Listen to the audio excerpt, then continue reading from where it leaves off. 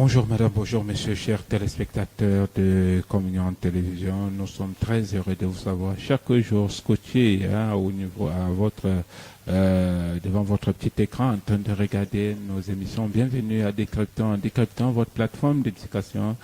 Décryptons cette émission qui vous permet d'avoir une connaissance claire après avoir écouté le message, après avoir regardé le message sur Communion Télévision. Décryptons, c'est avec notre personne ressource, l'apôtre Étienne Comgep. Avec lui, pendant une quarantaine de minutes, nous allons rentrer dans les profondeurs pour savoir un peu plus.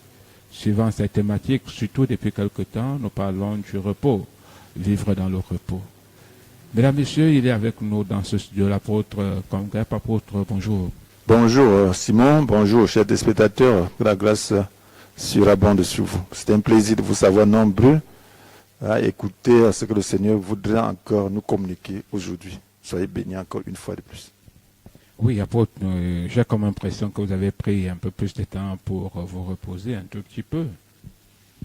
Oui, je me suis reposé, bien sûr.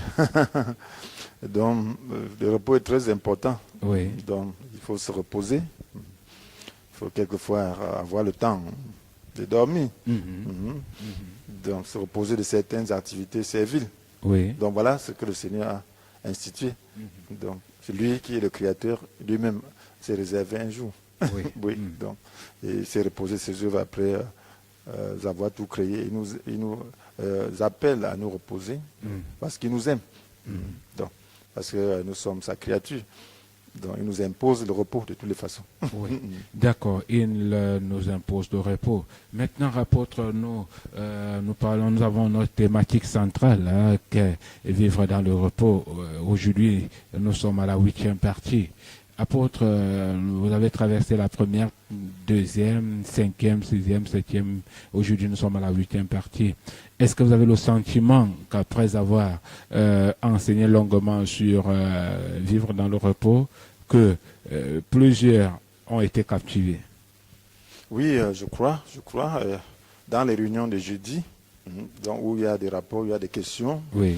Il y a des témoignages, donc je crois que plusieurs ont été captivés. Donc, et puis même autour de moi, je vois des gens comprendre donc, déjà le sens du repos et d'entrer dans ce repos. Parce que c'est très important d'entrer dans ce repos. Oui. Donc je vois des gens avoir une attitude tout à fait différente face à un problème et accepter certaines situations qu'ils ne pouvaient pas accepter, donc les gérer plus facilement. Donc ça, c'est le repos. Parce qu'en réalité, ce n'est pas par l'agitation qu'on résout un problème. Donc, si nous n'apprenons pas à entrer dans le repos, nous aurons toujours des problèmes, parce que les problèmes seront toujours présents. Mais c'est dans une attitude de repos que le problème se résout. Donc lorsque nous comprenons ça, nous sommes sûrs que de toutes les façons, le Seigneur nous aidera toujours. Et c'est déjà un acquis déjà. Oui. Donc, et là, on entre dans l'état d'esprit que Dieu attend de nous. Parce que le Seigneur dit, c'est pas le calme, c'est dans le calme et la confiance que sera votre force. Donc celui qui parvient à avoir la quiétude, donc à cause du Seigneur, sur la base de l'espérance qu'il a, alors acquiert donc une grande force, donc celle du Seigneur. D'accord. Et acquérir une grande force du Seigneur. Mais voilà, une question, c'est vrai qu'elle est une question subsidiaire. Apôtre, parlant de vivre dans le repos. Vous savez qu'il y a des personnes qui sont accablées à longueur de journée, à longueur des années, des mois, en fait, personnes accablées. Est-ce que ces personnes-là, en réalité, parce que quand ils entendent parler du repos, ils disent non, le repos, c'est une catégorie de personnes parce que quelqu'un comme moi, comment pourrais-je accéder à ce repos-là? Apôtre, pour toutes ces personnes qui, à longueur de journée, qui, à un moment donné, n'ont même pas de soutien, de solution, comment peuvent-ils vivre dans le repos? Je veux dire que le repos, c'est d'ailleurs pour ces personnes. Le repos, la Bible dit, le Seigneur dit dans Matthieu 11, verset 28, « Venez à moi, vous tous qui êtes accablés sous le poids d'un lourd fardeau, je vous donnerai du repos. Donc prenez mon joug sur vous et mettez-vous à mon école, car je suis doué humble de cœur, je vous donnerai vous aurez le repos pour vous-même. » Donc, il faut venir au Seigneur. C'est pour ces gens-là, ceux qui se sentent accablés. Parce que pour avoir le repos, il faut savoir qu'on en a besoin. Donc, imaginez-vous ceux qui trouvent ce repos dans le Seigneur. Nous voyons des exemples, des hommes de Dieu, des gens que Dieu a prouvés dans l'histoire. des gens qui étaient reposés alors qu'ils étaient face à la mort. Ils étaient face aux situations vraiment dramatiques. Ils étaient dans le repos. D'où vient ce genre de repos-là? Donc le repos ne dépend pas des circonstances. Le repos, c'est un état. Donc le repos, c'est lorsqu'on entre dans un certain domaine. Et c'est le domaine de l'esprit, le domaine de Dieu. Donc lorsqu'on entre dans ce domaine, le repos ne dépend pas de ce que l'on a. Hein? Parce que si notre repos dépend de ce que nous avons, nous ne serons jamais en repos de manière constante. Donc le repos dépend plutôt de la position que nous avons, et de ce que nous pensons, de ce que nous croyons. La position que nous avons? Oui, la position que nous devons avoir. Donc on peut avoir la position dans ce monde ou dans le royaume de Dieu. Donc si nous sommes assis en Christ, donc nous sommes dans le repos. Parce que là, nous sommes venus au Seigneur, nous avons répondu à l'appel du Seigneur qui dit, venez à moi, vous tous qui êtes accablés sous le poids d'un lourd fardeau. Donc, il porte lui-même nos fardeaux, il nous donne son repos, sa quiétude. D'accord. Il porte lui-même le fardeau, il nous donne.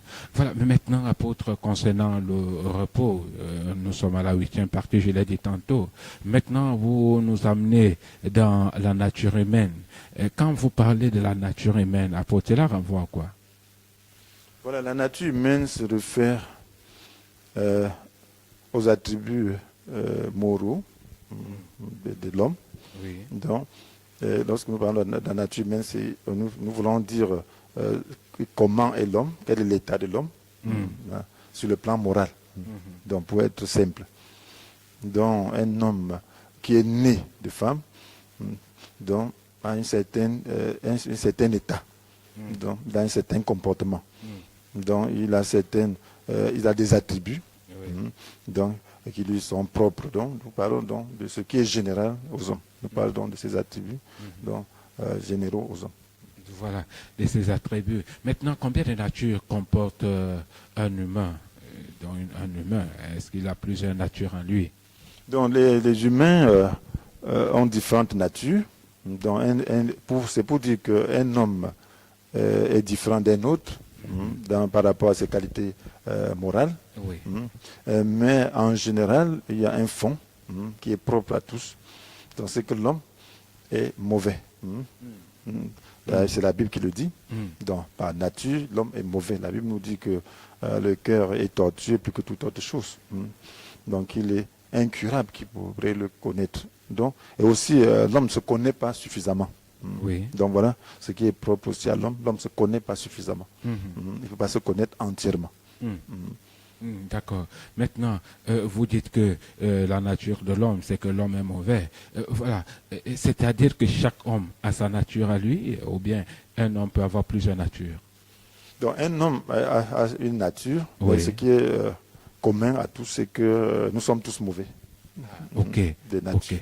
En fait, le facteur commun dans la nature, c'est que chaque homme est mauvais. En fait, tout le monde est mauvais. Est-ce que l'humain est conscient de sa nature? Est-ce que chaque homme, quand il reste assis, il est conscient de ce qu'il est mauvais? Il y a des gens qui réfléchissent. Donc, il y a des gens, des penseurs, donc qui voient que l'homme est mauvais. Mais il ne peut pas voir jusqu'à... bref, c'est en voyant les œuvres des hommes qu'il peut remarquer combien l'homme est mauvais. Et puis en constatant aussi s'il est honnête, c'est les désirs qui se manifestent en lui-même. Donc, alors il peut comprendre que l'homme est mauvais, par essence. Donc, il a un potentiel en lui. Du mal, un potentiel du mal en lui. Donc même s'il ne commet aucun mal, aucun péché, donc il est potentiellement dangereux.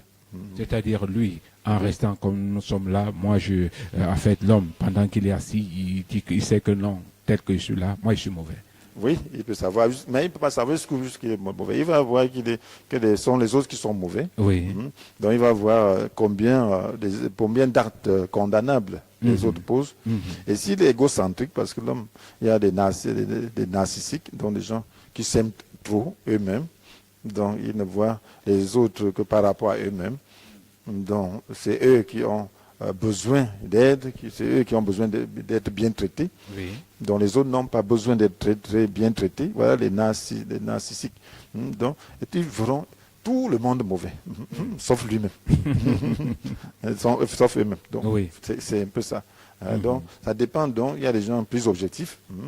Donc, à force de lire, à force, bref, il a connu une éducation qui lui permet d'avoir quand même un certain équilibre, de reconnaître quand même qu'en tant qu'homme, il est mauvais. Mais il ne peut pas savoir jusqu'à quel point il est mauvais. Jusqu'à ce qu'il se retrouve devant une tentation qui le pousse à un acte qu'il n'aurait pas pu imaginer, lui, commettre. Oui, vous semblez nous dire qu'il peut se surprendre en train de poser un acte à partir de son état, de sa nature. Bien sûr, vous allez voir quelqu'un qui est tellement bon, une femme très douce, gentille, amicale, charmante, mais après, vous entendez des actes. Vous allez entendre que peut-être elle a voulu tuer son mari sous le coup d'une colère. Elle a pris une machette. Donc, mais vous allez vous poser la question, comment c'est arrivé? C'est arrivé comment? Donc, voilà, elle-même se surprend. Après le passage de la colère, elle se met à pleurer aussi, à crier. Donc, c'est la nature humaine. Donc, elle ne savait pas qu'elle pouvait poser un tel acte. Voilà pourquoi, lorsqu'on condamne les autres, on ne se connaît pas soi-même. Parce qu'il faut se mettre à leur place.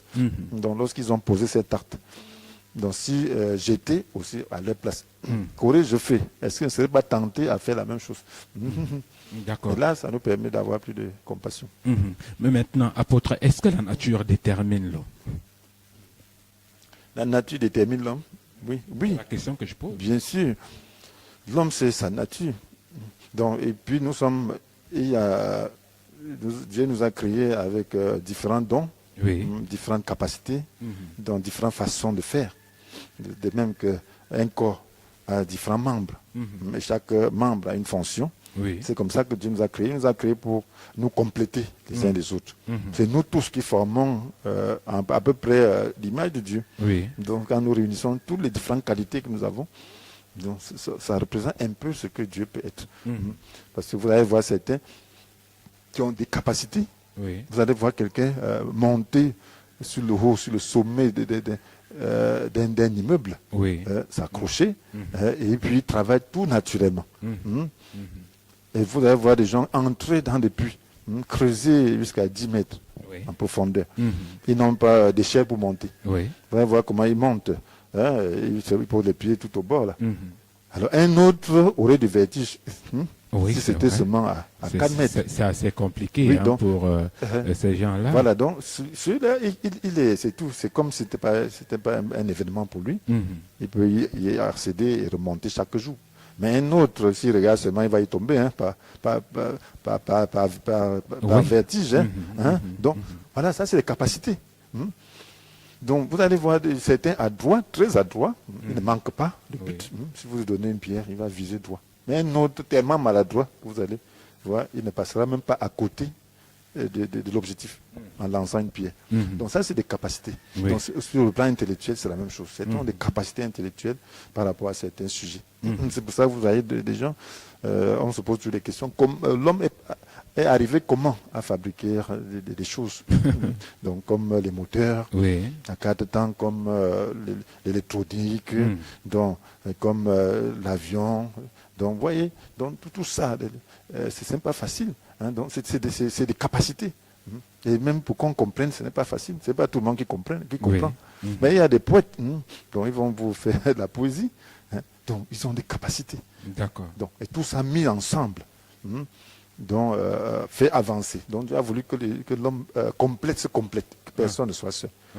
Donc, tu peux être même pas menuisier, maçon, électronicien, poète et tout.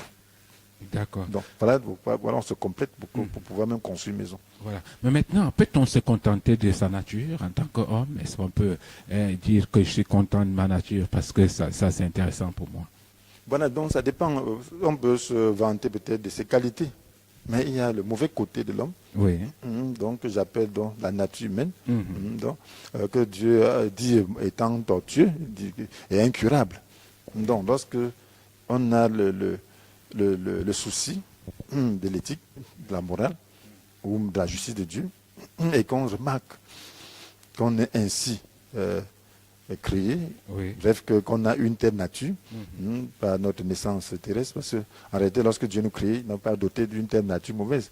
Donc c'est quand Adam a péché que toute sa descendance donc, porte cette mauvaise nature. Donc quand on se rend compte de cette nature qui est incurable, on se sent malheureux. On se sent malheureux. Parce que, vous voyez, voir des gens, il y a des parents qui sont, ils sont toujours sous l'effet de l'alcoolisme, Oui. certains du tabagisme. Donc lorsqu'ils touchent leur salaire, lorsqu'ils reviennent à la maison, il n'y a plus rien. Et ça se répète. Donc, et puis il n'y peut rien. Oui. Donc il se sent malheureux. Il se dit, ça c'est la dernière fois. Mais le mois prochain, c'est la même chose. J'ai vu des parents comme ça. Donc ils sont malheureux. Donc d'autres qui ne peuvent pas voir une goutte d'alcool sans en prendre, Oui. se trouvent malheureux, toujours ivres. Mais ils ne veulent pas cette situation. D'autres qui se chamaillent toujours en colère, ils se sentent malheureux. Ils tabassent les enfants, ils tabassent la femme, ils mettent tout en l'air, mais ils reconnaissent que c'est mauvais, mais ils ne peuvent pas céder eux-mêmes. Donc ça, c'est la nature humaine. Certains qui ne peuvent jamais dire la vérité. Il y a des gens qui ne disent que le mensonge, même quand ce n'est pas nécessaire. Ils mentent toujours, ils se sentent malheureux. Donc, voilà autant de choses. D'autres qui ne suivent que les femmes. Lorsqu'ils ne peuvent pas voir quelque chose en jupe passer. Et on dit souvent que ces gens-là n'aiment pas les jupes. Voilà. Donc, maintenant, les femmes portent les pantalons. Donc, Oui. ils ne peuvent pas voir aussi les... donc, ils ne peuvent pas voir les formes féminines. Oui. Donc, dès qu'ils voient, ils sont malheureux. Ça, c'est une nature. D'accord. Donc, et là, ils veulent changer. Ils ont essayé, ils voient que vraiment il n'y a rien dedans. Mais ils sont comme liés. Ça, c'est la nature du péché. D'accord. Maintenant, est-ce que la nature et la droiture vont de pair, apôtre?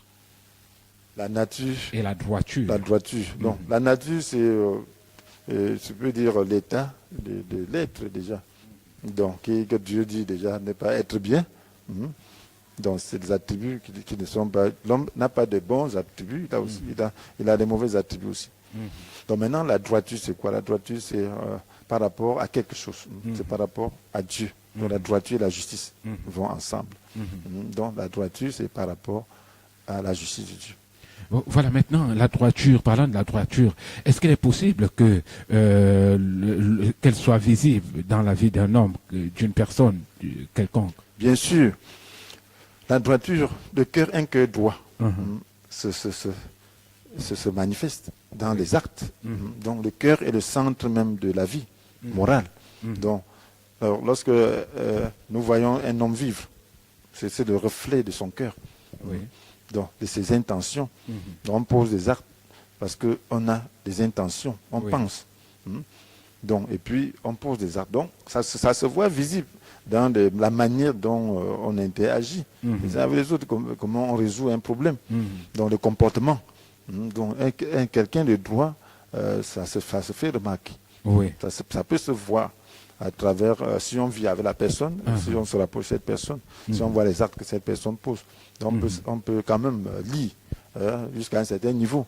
Donc, mais c'est Dieu seul finalement qui sait en réalité si cette droiture est du cœur. Oui, c'est-à-dire, c'est vrai, je venais pour vous poser la question de savoir, est-ce qu'il y a un moment où on peut dire que non, cette personne, elle est droite, autant pour moi. Oui, par expérience, parce qu'on a interagi avec une telle personne. Donc, si vous avez une affaire, donc vous traitez des affaires avec quelqu'un, vous voyez toujours que cette personne est fidèle, cette personne vous parle franchement, cette personne, lorsqu'elle vous doit, elle vous donne, ainsi de suite, à temps. Bon, vous dites que voilà, c'est une personne droite. Donc, elle ne cherche pas à tricher, elle ne cherche pas à profiter de vous. Donc, le cœur est droit. Donc, il est franc. Donc, c'est la franchise. Oui. Voilà. Maintenant, est-ce que la nature fait partir des vertus quand on parle de la nature, apôtre? Est-ce que la nature de l'homme, la nature humaine fait partie des vertus? Bon, les vertus sont déjà des qualités favorables. Oui. Alors que la nature englobe les deux aspects. Donc il y a il y a le mauvais côté et puis le bon côté. Donc maintenant, quand nous parlons de la nature humaine, c'est dans un sens péjoratif. Oui. Donc nous voyons plutôt les défauts de l'homme. Donc nous voyons plutôt les manquements Oui. par rapport à ce qu'il est. Donc, de par sa naissance en Oui. tant qu'homme, donc il a des défauts. Donc maintenant, les vertus, c'est aussi le bon côté qu'on peut cultiver. Mais la Bible dit que la nature humaine et le cœur de l'homme est incurable. Oui. Donc on ne peut pas, par les moyens humains, changer le cœur de l'homme. Donc cela veut dire que quels que soient les efforts humains pour changer et paraître bon et faire du bien, si ça reste seulement humain, alors il y aura toujours le mauvais côté qui pourra se manifester seulement au moment de la tentation. C'est devant la tentation, devant certaines situations qu'on pourra découvrir le mauvais côté de certaines personnes. D'accord. Vous pouvez être dans la forêt tout seul et puis on découvre que pas aucun mauvais côté parce que vous n'interagissez pas avec les gens. Donc, mais c'est lorsque vous vous trouvez devant des situations de défi, devant des situations où vous êtes provoqué, qu'on peut donc découvrir ce qui est caché en vous. D'accord. Maintenant, vous disiez tantôt que la nature humaine, quand on regarde au niveau de la nature humaine, l'homme est mauvais. Maintenant, nous parlons de la droiture. Est-ce que l'homme n'est droit? L'homme n'est tortueux. Donc, c'est Dieu a créé l'homme droit. Les premiers hommes étaient droits. Donc, mais depuis la chute, l'homme n'est déjà tordu. Tordu. Donc, ce qui fait que la droiture maintenant est recherchée, doit être recherchée. Donc cette droiture ne peut être obtenue que par la parole de Dieu. Oui. Donc, parce que le psalmiste dit que tu m'enseignes la sagesse plus profonde de moi-même. Oui. Donc, parce que comme le mal est à l'intérieur, il faut que la droiture aussi se retrouve à ce niveau. Donc c'est la parole de Dieu qui opère la droiture en nous. Mais il faut qu'elle puisse atteindre le plus profond de nous-mêmes, pour nous changer en profondeur, pour nous changer même au niveau même de l'intérieur. Donc, au niveau du mal, où se trouve le mal. Donc, il faut guérir à ce niveau. Aucun remède ne peut atteindre ce niveau, sauf la parole de Dieu. D'accord. Voilà. Maintenant, apôtre, est-il possible que l'homme puisse se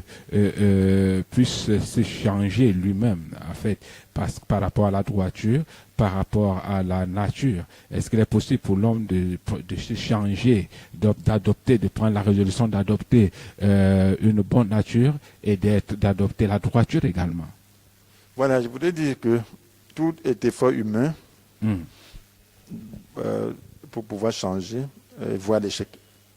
Donc, c'est pas que l'homme ne doit pas faire des efforts, mais il faut savoir comment faire des efforts. Donc, il y a la discipline que l'on peut avoir pour limiter le potentiel, le mauvais potentiel qu'il y a en nous. Donc, on peut se discipliner. Donc, on peut obéir à la loi morale de Dieu, se discipliner pour le faire. Mais ça ne suffit pas. Ce sera des actes, cela va réfréner certains actes. Oui. Et lorsque l'homme lui-même essaie de le faire, alors il se glorifie. Oui, il sera orgueilleux. Donc ça veut dire qu'en réalité, cette nature a pris ses disciplines, a changé plutôt de nom. Donc l'orgueil est quelque chose de mauvais. Donc lorsque tu dis, voilà, je me suis efforcé de faire ceci, je suis vraiment pas n'importe qui, j'ai pu faire ceci, ça c'est l'orgueil. C'est la même nature, c'est mauvais devant Dieu. Mais maintenant, quand c'est Dieu qui opère. Mais on peut le faire d'une manière libérale, non, apôtre, sans contrepartie, comme pouvaient dire certaines personnes, en fait, d'une manière libre, personnelle et claire. C'est pas possible. L'homme n'est pas fait de cette manière. Voilà, vous voyez, quand quelqu'un a fait une œuvre, il en tire gloire. C'est une loi.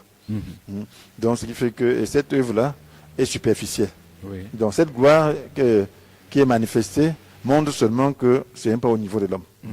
Donc, l'homme peut simplement dépendre de Dieu, voir sa nature, essayer et voir qu'il est dépassé, s'il est honnête en lui-même. La lumière de Dieu lui montre que cette nature demeure, même que le potentiel est là. Il peut donc maintenant s'ouvrir à la parole de Dieu. Lorsqu'il s'ouvre à la parole de Dieu, cette parole atteint le mal en lui. C'est une épée. Donc, il le délivre. Ça fait mal parce que beaucoup de gens n'aiment pas s'ouvrir à la parole qui perce. Cette parole qui atteint l'intérieur. Et c'est le mal d'aujourd'hui. Bon, les gens veulent, qu'on puisse leur faire plaisir, qu'on puisse les entretenir, bref, leur faire plaisir, quoi. Oui. Hein, donc donner des paroles qui superficielles, qui agrémentent leurs émotions et tout. Mais la parole vivante, esprit et vie, fait mal. Parce que c'est une épée. Et c'est le seul moyen d'être affranchi, d'être délivré Oui. et de connaître le véritable bonheur. Parce que lorsque tu es délivré par la grâce de Dieu, c'est là que tu goûtes au bonheur. Parce que c'est cette nature qui nous dérange. Oui. C'est cette nature qui nous rend jaloux. C'est cette nature qui nous rend envieux. C'est cette nature qui nous rend avides. Et lorsque nous sommes délivrés, nous sommes au paradis. Hein. Donc, si ton voisin a quoi? Si pour lui, il y a un problème, il n'y a pas de problème. Toi, tu es heureux sans ça. D'accord. Hein. Mais si tu peux en avoir, il n'y a pas de problème. Donc là, il n'y a pas de... Ce n'est que c'est cette parole-là qui pourra nous affranchir et nous rendre libres. D'accord. Ce n'est que cette parole qui pourra nous affranchir et nous rendre libres. Mesdames, Messieurs, nous allons prendre une respiration et on se retrouve derrière.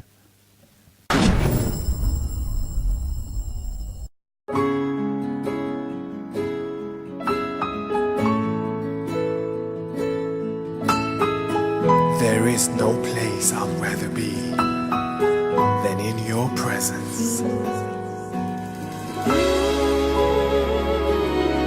I wanna see glory, Lord.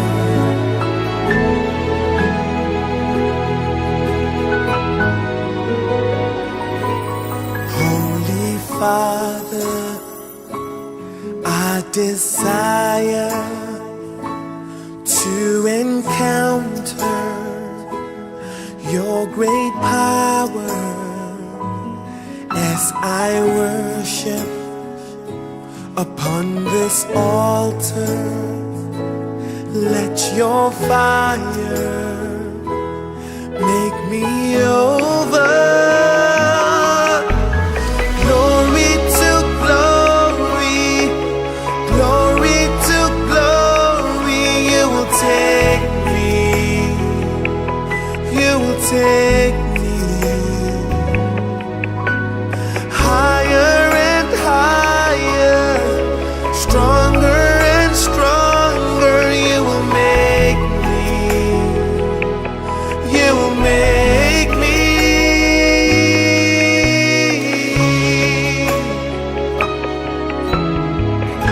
I wanna see your glory, Lord.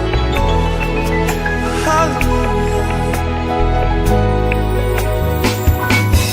My defender, my provider, my strong tower. You're my healer. Purify me and transform me. Lord, anoint me, make me holy. Glory to glory, glory to glory. You will take me, you will take me higher and higher, stronger and stronger.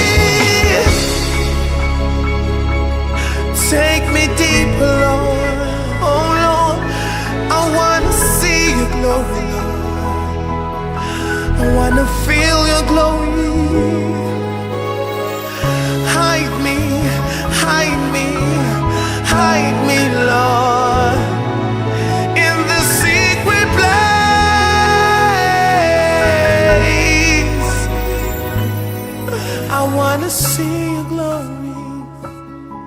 You will take me, Lord. Lord, take me into your presence. Hide me in the secret place where the devil cannot find me. I just want to be in your presence, Lord. You will take me. You will take me. Retour dans ce studio, mesdames et messieurs, après cette respiration musicale, nous continuons notre entretien. Apôtre, tout à l'heure, la question que je posais était de savoir si l'on pouvait faire ses efforts. Vous semblez me dire que s'il consent, s'il fait ses propres efforts, il va tomber rapidement en tentation, si jamais il est tenté. Oui, bon, nous voyons, le Seigneur a donné à la loi pour nous enseigner. Uh-huh. Donc, vous voyez le comportement de ceux qui étaient très zélés Oui. à observer la loi. Dans la loi, dans le contexte de l'Ancienne Alliance, en réalité, Dieu avait voulu qu'on puisse respecter son esprit et qu'on reçoive la grâce de lui.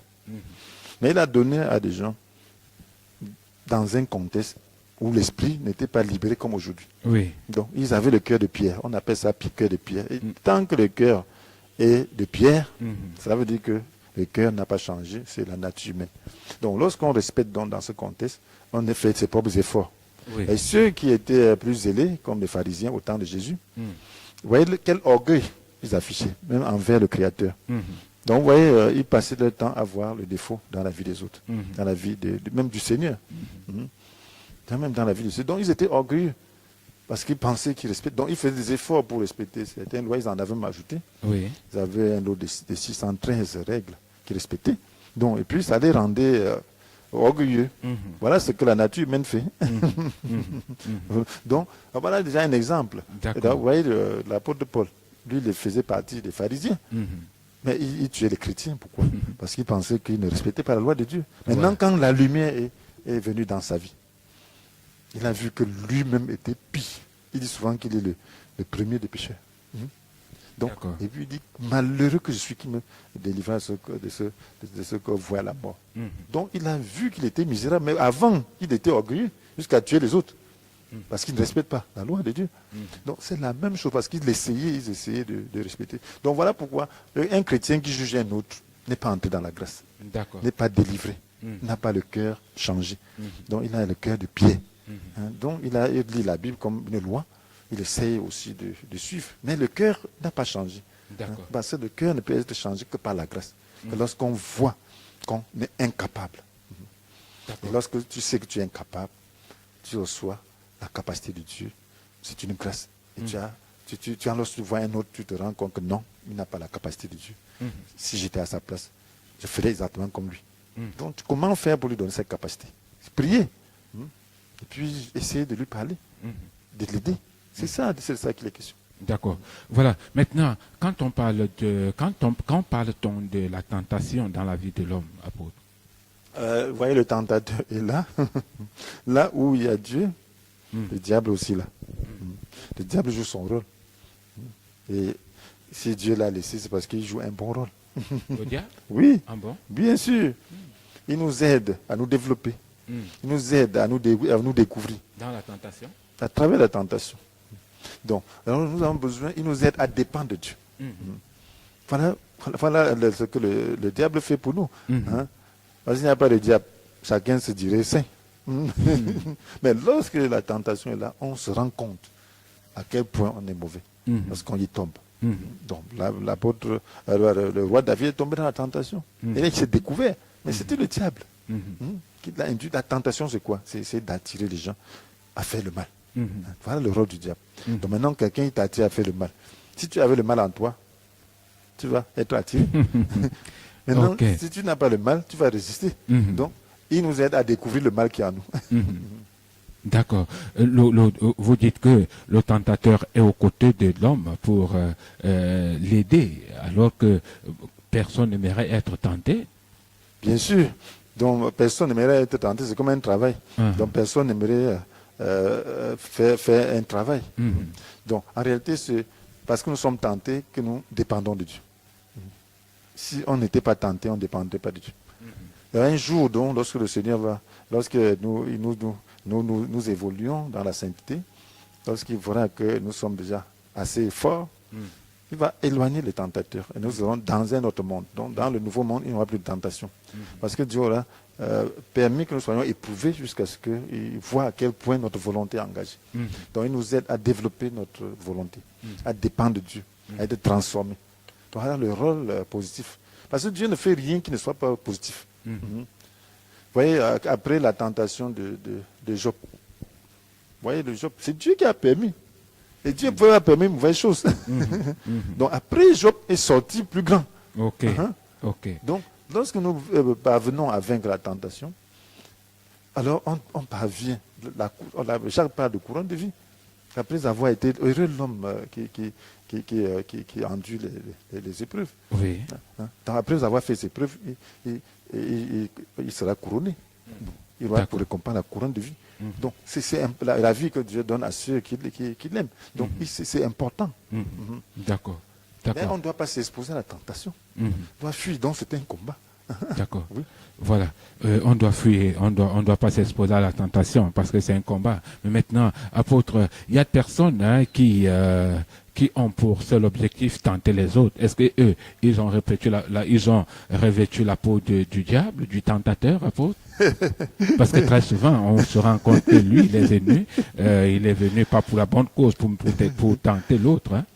Donc, il y a le diable en chair. Donc, le diable utilise les faiblesses. Oui. Donc, les faiblesses qui sont en l'homme. Donc, il utilise la nature humaine. Parce qu'en réalité, lorsqu'on parle de la chair est liée au diable. Le diable contrôle la chair si l'esprit ne le contrôle pas. Ne la contrôle pas. Donc, ceux-là que nous pensons être des agents de tentation, donc Dieu le permet aussi pour nous éprouver. Donc, il nous éprouve quelquefois très durement. D'accord. Donc, et puis, ça nous permet toujours de mesurer notre amour. Mais est-ce qu'à ce moment-là, on peut juger? On n'a pas le droit de juger. Ah bon? Mais on peut discerner qu'il y a le mal.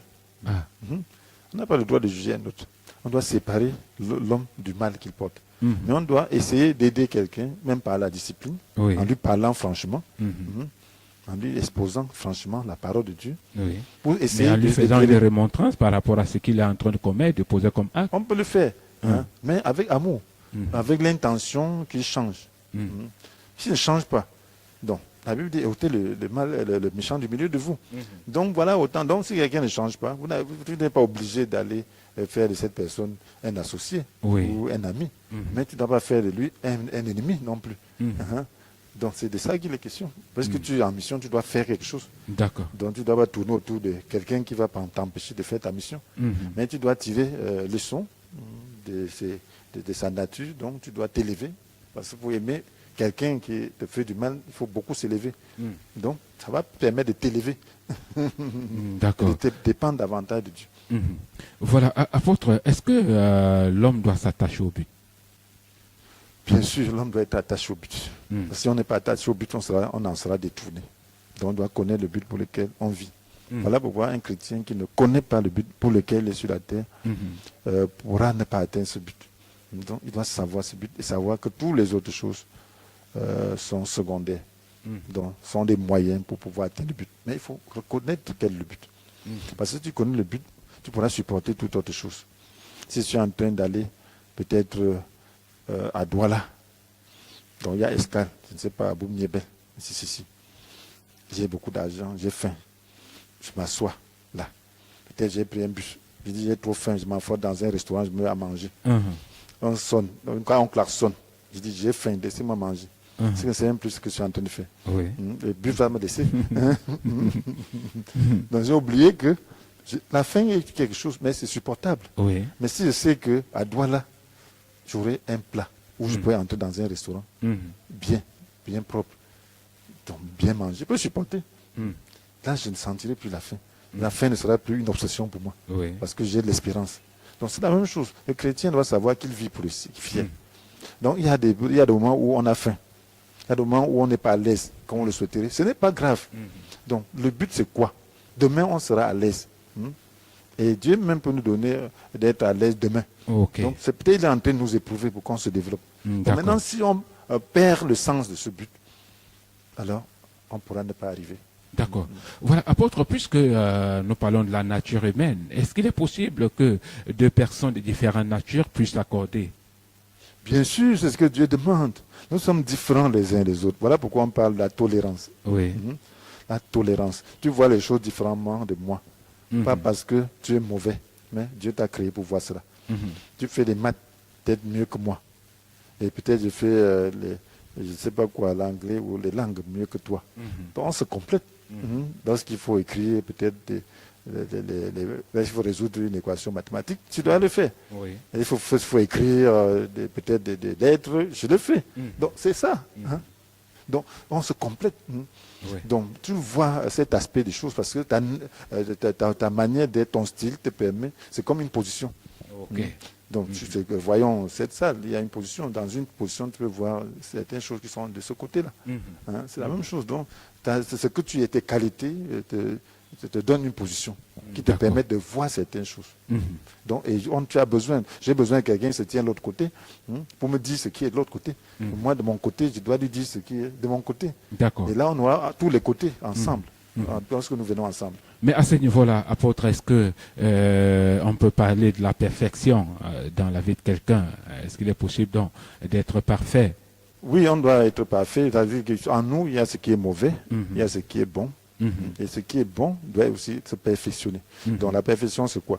C'est maîtriser le mal qui est en nous, le potentiel du mal qui est en nous. Oui. Là, c'est par la puissance du Saint-Esprit, par la parole, détruire cela et le maîtriser. Oui. Et la maîtriser. Maintenant, le perfectionnement, c'est donc que ça se passe de manière parfaite, donc le mal reste confiné, Oui. dominé. Et maintenant que ce qui donne qualité puisse tenir compte des autres, de la faiblesse des autres. Là, on est parfait. D'accord. D'accord. Bon, voilà, si on est parfait, est-ce qu'il est donc possible de condamner les autres d'une manière, puisque nous, on est déjà parfaits, le Seigneur nous a accordé la grâce d'être parfait, est-ce qu'il est possible de regarder les autres, les dire non, à ce niveau, vous êtes condamnable? Voilà, donc il y a, lorsqu'on parle de condamner, ça veut dire qu'on a jugé et qu'on a appliqué une peine. Donc ça veut dire qu'on ne donne pas la grâce à la personne. Donc ça, c'est l'esprit de condamnation. Donc maintenant, le chrétien ne doit pas être quelqu'un qui condamne. Il est quelqu'un qui est plein d'espérance. La Bible dit qu'en toute occasion, il pardonne, il espère, il persévère. Donc quel que soit l'acte que quelqu'un pose, on doit condamner l'acte. Oui. Mais espérer sauver celui qui pose cet acte. Donc là, et lorsqu'on lui parle en ce moment-là, ce n'est pas dans un esprit de condamnation. Donc on lui montre que l'acte que tu as posé est mauvais. Oui. Ça t'entraîne à la perdition. Mais tu peux changer. Donc il faut changer. D'accord. Voilà cet état d'esprit dans lequel on doit parler. Mais on va compatir, que ce n'est pas facile. Mais on peut t'aider dans la prière. Mais toi-même, tu dois faire un effort de te disposer. C'est ça. Voilà l'état d'esprit dans lequel le chrétien doit reprendre son prochain. Ok. D'accord. D'accord. Maintenant, apôtre, puisqu'on parle de la condamnation, qui doit donc bénéficier de la grâce? Le condamné ou le condamneur? Donc, si quelqu'un condamne, il est déjà lui-même pécheur. Parce que la Bible nous dit que si nous voyons les grains de sueur dans l'œil de notre prochain, nous avons une poutre dans notre œil à nous. Donc, cela veut dire que nous avons besoin tous de la grâce. Donc, pour avoir cette grâce, il faut cesser de condamner. Donc, il faut regarder l'autre en tenant compte qu'on porte aussi une nature humaine et que ça peut aussi nous arriver si l'occasion se présentait. Donc, ça veut dire que nous sommes aussi potentiellement mauvais. Donc, même si l'autre a posé cet acte, il ne nous revient pas de juger et condamner. Il nous revient de voir que c'est mauvais. Oui. Mais savoir comment attirer l'attention de la personne. C'est pour ça que la Bible nous dit dans Galates chapitre 6, verset 1, que frère, si quelqu'un se fait surprendre par quelque faute, vous qui vous laissez conduire par l'esprit, amenez-le dans le droit chemin avec un esprit de douceur. Oui. Et que celui qui intervient fasse attention de ne pas être lui-même tenté. D'accord. Donc, voilà, donc la tentation est là, parce que tu approches dans un état d'esprit de condamnation, tu es déjà aussi tenté. Et tu te et tu quittes ta position de grâce. D'accord, d'accord. Ok. Voilà, apôtre, le temps qui nous est imparti est arrivé, est en train d'arriver lentement et sûrement à sa fin. Voilà une dernière question, apôtre. Il y a en fait quelqu'un qui prend la résolution de sortir de l'orgueil. Qu'est-ce que vous lui donnez en quelques mots comme conseil? Oui, c'est reconnaître vraiment sincèrement qu'on est mauvais soi-même. Et puis, commencer à dépendre de la grâce de Dieu pour changer. Donc, accepter d'être ouvert à la parole de Dieu. Ne pas accepter seulement les paroles de flatterie qui nous promettent la terre, mais cherchons des paroles qui nous sanctifient et qui nous promettent le ciel. Et puis, dépendons de la grâce du Seigneur. Ouvrons nos cœurs à lui. Alors, il va opérer la véritable grâce qui va permettre que nous puissions le louer, que nous puissions lui attribuer toute la gloire. Et c'est de ça qu'il est question. Donc voilà, en un mot, il faut chercher une délivrance qui vient de Dieu. D'accord. Apôtre, un conseil pour tous ceux-là qui nous ont regardé depuis le numéro 1 de cette série d'enseignements sur vivre dans le repos. Juste en 5 secondes. Voilà, il faudrait seulement dire que le repos est obligatoire. Si nous ne vivons pas dans le repos, nous devons chercher cet état. Et c'est lorsque nous sommes dans cet état que nous vivons vraiment le royaume de Dieu, étant déjà sur la terre. Donc, je vous souhaite une bonne compréhension de cela. Vous pouvez relire, revoir ces messages et entrer vraiment dans le repos. Et vous allez voir qu'il y a une différence avec votre vie présente si vous n'êtes pas encore dans le repos. Vous allez voir qu'il y a une différence avec votre vie présente, mesdames, messieurs. Merci d'être restés scotchés à votre chaîne de télé. Merci également à l'apôtre Etienne Komgep, le père fondateur du ministère Appel à la communion avec Dieu, qui est situé bien évidemment au Carrefour Isakam, en plein Carrefour Isakam Monteludo. Merci à la faute équipe technique. Restez scotchés Communion Télévision. Les programmes se poursuivent. Quant à moi, très bientôt sur les ondes. Merci. Allez.